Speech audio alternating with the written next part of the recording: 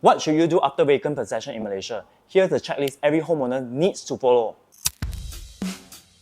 Step 1. Inspect your property. The first thing after receiving vacant possession is to check your property. This step is important to ensure everything is in good condition before signing off on the delivery of your unit. Here are a few things to check. Check your wall and floors for cracks, uneven finishes, and also stains. Check all doors and windows to ensure they open and close properly. Check electrical outlets, lights, plumbing fixtures, and make sure everything is working. If you notice any defect, make sure to document them and submit a defect liability claim to your developer as soon as possible. This is your right as a homeowner in Malaysia. Pro tip, you can even hire professionals to do the defect checking for you. They are expert at identifying defects that you might normally miss. They can even help you submit documents to the developer and follow up afterwards. Step number 2, plan your space. Once the inspection is done, the next thing is to decide how you want to use your space. Are you planning to stay in or are you looking to rent it out? This decision will greatly influence your renovation and furnishing choices. For example, if you are staying in the unit, focus on creating a cozy and personalized space that suits your and your family needs. If you are looking to rent the unit out, focus on neutral designs that appeal to a wider range of tenants.